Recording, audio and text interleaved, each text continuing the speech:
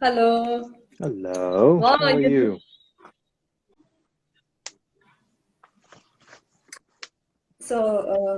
If you don't mind, I don't have too much questions today, but it is deep topic, I think, what Of I would course. suggest. So, guys, hello. Today we have as a guest an inspiring actor, Joshua Levy. And last time we talked about our past professional experience, some acting stuff, actor stuff. And let me remind you, Joshua was graduated in film production. It's right? Okay. You should know we can find Joshua in the movie Fantastic Beasts. Just remember this fact. Well, somewhere in I the love it. background. Oh, There's other films where anyway, you can see me a bit more prominently. it's okay. It's okay. So, oh, do you see me? Do you hear me? Yes, I do. Okay. So, we also discussed about the moral situation in this industry, if it's right, yes. Moral And situation in the today, industry. yes, and today at first I would like to delve into this topic with the special history. Okay, Now, I'm going to let Joshua. everyone know I'm speaking off the bat here. I'm not planning this at all, so I might take a bit of It's time to okay. respond to certain questions. Be warned. Just have fun. Okay. So can I tell you my little history and my question? Of course you can. So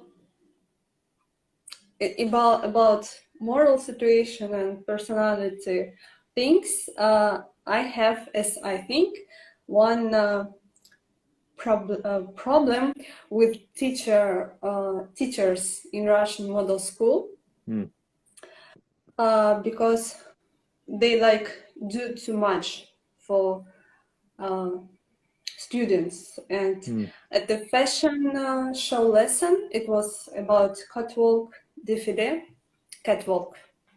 This Yeah, thing. if I'm to believe, Russian the Russian modeling industry is very militant. If I am to militant, strict, stern. Strict. Oh, so yes, maybe. So I remember one teacher. She wasn't strict, strong. She wasn't evil, like in university. But anyway, she asked us to memorize the terms what designers use, like prêt-à-porter, couture, for example. And we should know everything about all this stuff. And I think it's not correct. It's like little thing. So I think it's not correct because it's too much for one person who is actor, just who make some presentation. So what do you think? A model or an actor should know about all these processes, or just do their job, like just acting and just posing? And Well, I don't know if there's a bit of difference between Western modeling and acting versus Russian modeling and acting. I'm led to believe there's similar practices in both, but maybe on the cultural level, it's definitely a bit more interesting. I mean, there's definitely a cultural level between Americans and Brits, like Americans and British people, for instance, when it comes to perceptions of acting type thing, like being an extra, background extra, what I do. In America, they consider it like, oh my God, you've been in a movie? That is so awesome. Wow. here, Britain, if you're an extra, that's kind of an air of snobbery about it. Like, Yeah. oh, you don't have any acting qualifications. Oh, you've been in an extra production. Oh, you're not. You haven't had a job yet. You see my problem I'm facing right now, and Well, it's more competitive in Britain than it might be in America, for oh, instance. But hence, it's like, Americans seem to keep on, well, getting British actors for some reason. Don't ask why. mm, But, in terms of modeling is like a different it's animal funny. It's altogether. funny. Yeah, modeling is different altogether.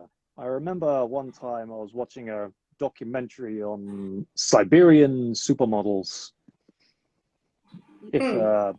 It you know, it's like, yeah, like they were very picky on the type of women they wanted. Like if you were like a certain weight or a certain height a little bit off, then out for the count you go. And from what I saw, Well, it's like a bit of a chain industry of, oh, get this model, then fly her out to another country, or this model fly her out to another country type thing. And sometimes that works well, other times it does not. I mean, that's what I was led to believe on the Russian model industry. On the British modeling industry, it's a bit more, I guess, looser with the type of models you want. It really depends on what brand wants what, to be honest. Like, I think yeah. the old traditional sense of models have changed now. Like before, every model, like 2 decades ago, every model had to look like Barbie, for instance. Yes. You know, super slim, Well, super, but it's kind of changed now. Like you yeah, get yes. Um, some you like thicker, chunkier women are definitely a bit more desired after now in the modeling industry. What do they call it? Plus mhm, size models. mhm. Yes, plus size, but Like, even me like Barbie. yeah, you're a very Yes, skinny girl. yes. Mind you, we're both pretty So skinny people. yes, so it's funny. It's funny fact what you tell us about the British this attention Yeah, to like actors and there's definitely a controversy here like years ago, which was ridiculous. It was an advert. Are you beach body ready? With a lady, a very reasonably attractive lady in the subway.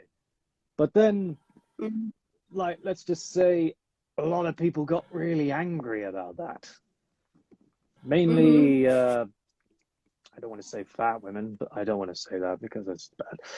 But it was mainly people that weren't of that Okay. particular body type. But then because some people just look at things, look things into things that are just not there. Pretty much, it was a holiday advert type thing that was encouraging summer vibes or something. But then again, I don't know exactly more into that. But that encouraged a lot of outrage. So then I guess the skinnier models were just not seen as a viable thing at that point. I mean, they still are to a degree, but it's like that's kind of the You problem think with Western culture at the minute.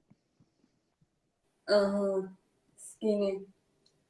So do you think he has a problem with Yeah, and even that this? model, even that model on that particular advert was not skinny per se. She was just normal weight, normal proportioned, just average woman. Yeah, like in the past. So wait, your video is not.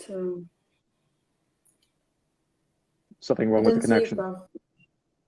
You don't see me Yes, properly. with the your video. Mm. Oh, That's just the light but up on my I computer can screen. hear you. Can you hear me? Yes, Yeah, you can hear me. perfectly. So I'd like to say about, oh, I see it better.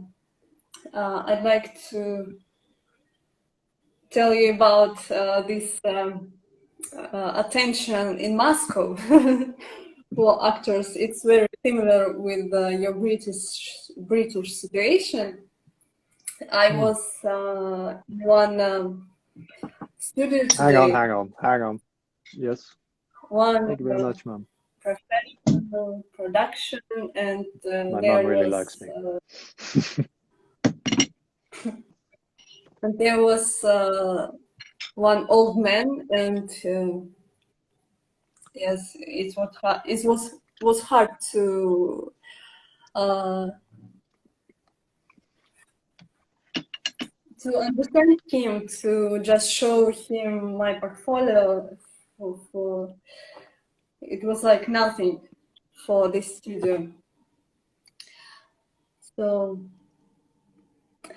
here's a question, Joshua. Do you hear me? Yes, I do. About yes,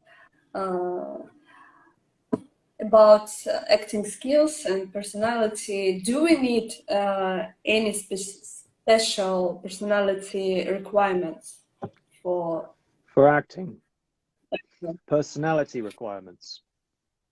Well, being an actor. Personality, like this, like knowledges and character. Is this getting into a political question? Yes, maybe.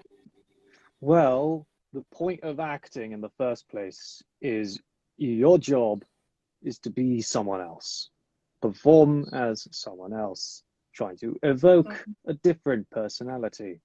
And, well, with it would be not a lie, disingenuous for me to say that actors don't implement a part of their own personality within the characters they play. I mean, it's only natural to have a different interpretation of a character.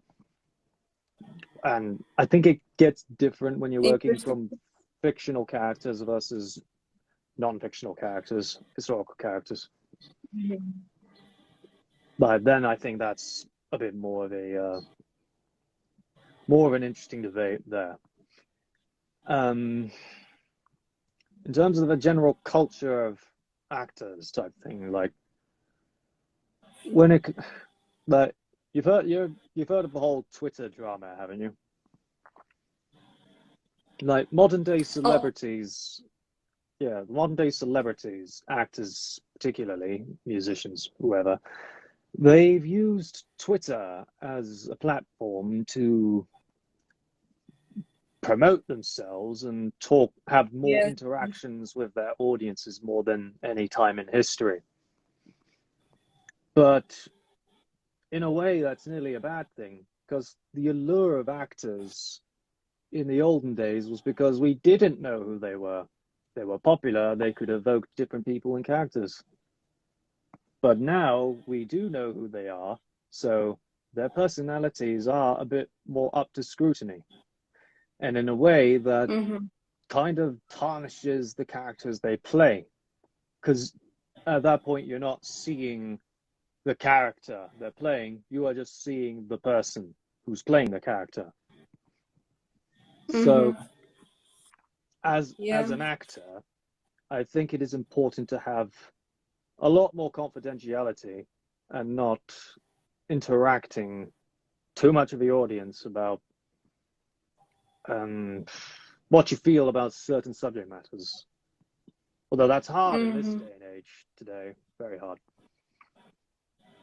I mean, that's how I can interpret in terms of personalities and actors. But an actor, I guess high-profile actors have to have a certain... Because, I mean, everybody knows them. Everybody knows them. They have to have a certain element of... What is it? Standards. They have to have a certain level of expectations. like, yes, they effectively turn into Samaritans. Like they have to be expected to contribute to society in a meaningful way at that point. Sometimes they can with the characters they play, because when we watch films and stuff, it is a way to escape from reality in a way. Oh, so it's like a cage, yes? Reality is a cage. Yeah. No, this. So actors do have a responsibility on their personalities, I should say. And you do need a certain personality to be an actor. Unfortunately, the industry seems to be encouraging people with the worst kind of personalities, because they might say the correct thing against the grain, whatever that may be. So do you have any questions? But should we know something special, like to impress people on high level in this industry, like directors? Like, is there a secret ingredient in order to? Think we should be. Oh, I listen. Oh, sorry. Listening. So is there like a special ingredient in order for yourself to be attractive to anyone wanting your skills, is what you're saying? Oh, so it's just special thing. But in general, we just should do our work. Yeah, well, I mean, yes? everyone has their own personalities at the end of the day. And some may be more reserved, others may be much more eccentric. But either way, each person is their own individual selves. But I'd say, in terms of a general rule of thumb, people generally need to be charismatic, but also, especially models, actors and models, very well and easy, positive to work with. So I'd say having good work etiquette is definitely a good personality trait to have. Especially because everyone's got their own creative vision at the end of the day. Oh, can you repeat, please? Especially because the clients have their own particular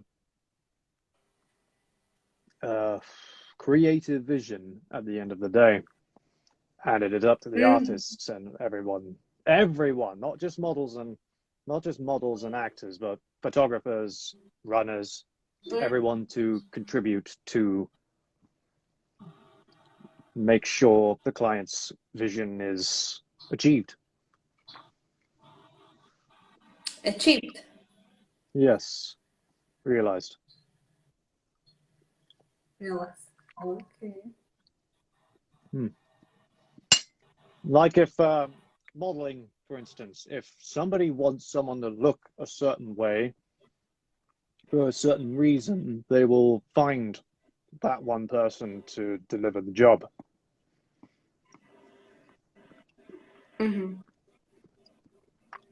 But that's purely on the materialistic level. In terms of personality traits, in terms of people aspiring, I say, oh, please pick me. I wanna do this kind of thing. It's like, yeah, yes, enthusiasm can go a long way. Yes. And unfortunately, in this industry, or wherever you are in the world, I guess, it's just about trying to kick down that first door, essentially.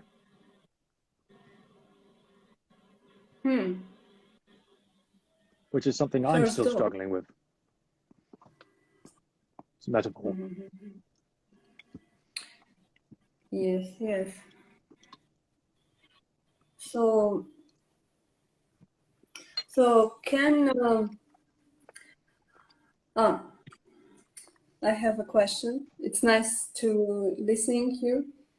Yeah. But I should ask, how do you see the true actor? Who is it? Like How, maybe you can see yourself in this case. how do you see a true actor? So Uh, how does one True select an actor, actor? yeah. Hmm.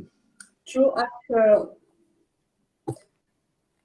Well, in any sense. Just how do you think well, about anybody can be a actor? true actor. Yeah, anybody can be a true actor if they really put their minds to it. Sometimes people just have it. They can accelerate, go for it because they're gifted and born with it. Other people need to learn it, really study it and learn it. And that does come from your own Mm-hmm. personality at the end of the day, to some certain Mm-hmm. degree. And yeah, but it's really very into factors of whether you can convince the other recipient to hire you, essentially. And it's kind of like a job interview. It is like a job interview. It's like, I am a worthy actor. I can play this person. Or I have this certain kind of personality. I have very long range. Maybe, in that kind of fact. Oh, maybe it's all over the place kind of thing. But you have to convince that Nice. person. What I tend to do is I tend to humor people a lot. Well, sometimes going over the top of my personality, but so I've not had enough auditions to make a judgment on that.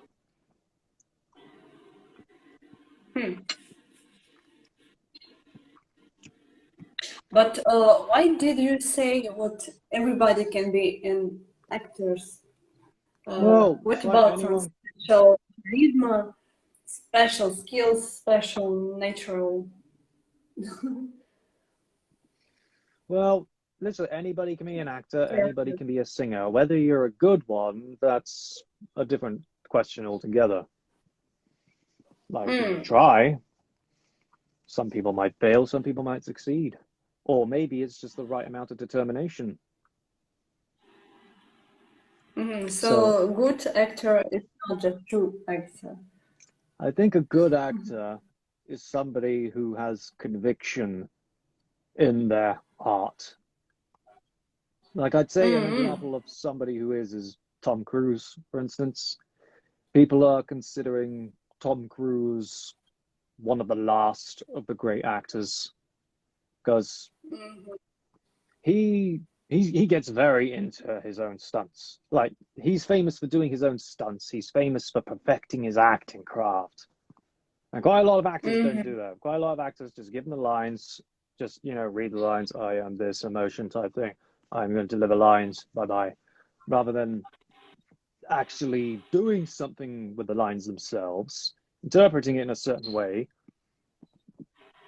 and being able to work from that. So I'd say a good actor is somebody that can, like, I would say another example of a good actor is Matt Smith. He's a good actor, but he's in a lot of things that are bad. He's in a lot of things that are bad, but because of his ability as a really good actor, he can turn shit into gold, I consider. And if you've seen the recent Game of Thrones, phenomenal. Yes, yes. Like, Yes, he yes. utterly steals the scenes in everything he's in. But that's a good show anyway. And in Morbius, who he was playing as a bad guy, or even Terminator Genesis, he plays as the bad guy in that. But he does steal the show anytime he's in it. This bad guy in film, this blondie, yes, as I remember. Matt Smith doesn't play a bad guy in House of the Dragon, which is what it's called. He does play a kind of antagonistic character, but he's not the bad guy, in a sense. It's quite interesting. But in terms of the nature of the industry right now, it's just it's like years ago, you could probably go into an agency, say, oh, let me have a job, and then they give it to you immediately, you're hired type thing. These days, it's not as easy as that. And I do think it's not just acting, but literally everything in life. You need like a qualification for this, you need a qualification for that, qualification for this, qualification for that, qualification, without developing life skills on it. Theoretically, they're supposed to say, oh, a qualification is supposed to prove you've done it. No, a qualification proves I've gone past the bullshit in order to do the thing I'm qualified for. So I can actually get to the experience. It's kind of like my... That's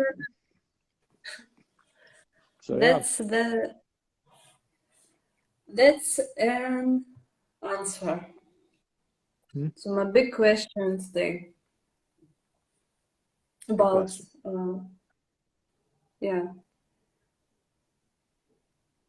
about our job, about quality. So should we compete with the industry? It is a big monster with the bad people, or it's so else?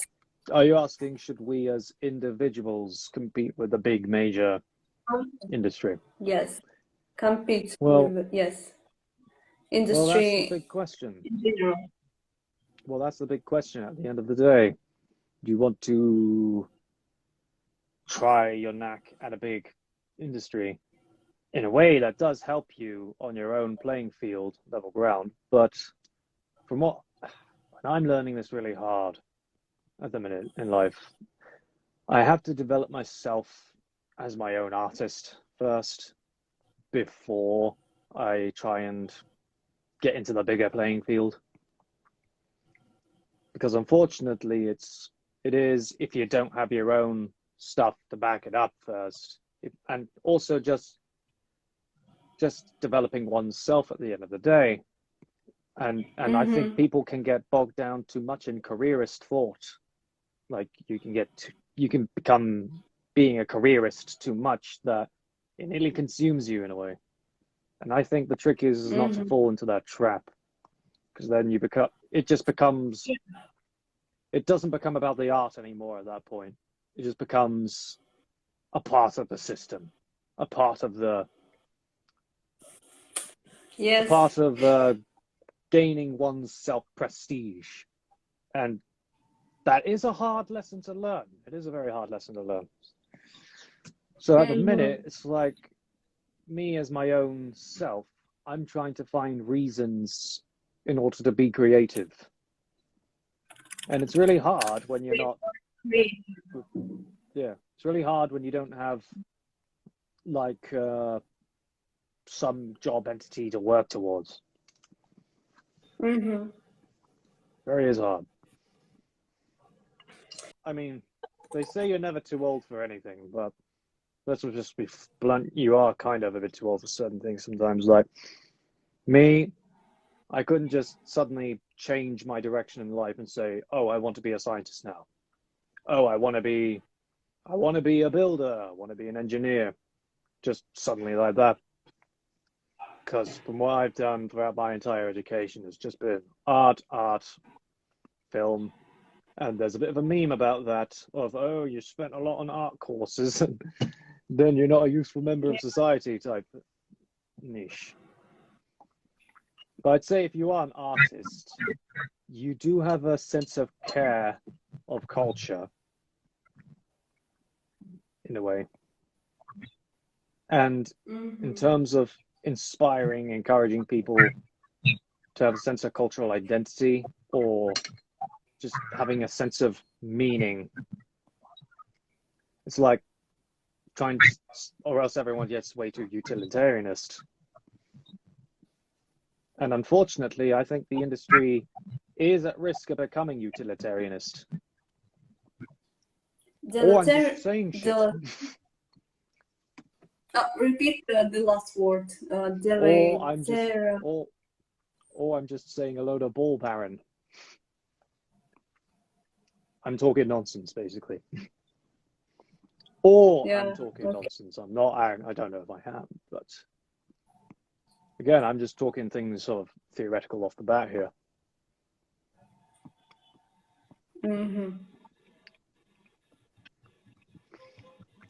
So, what can you tell me about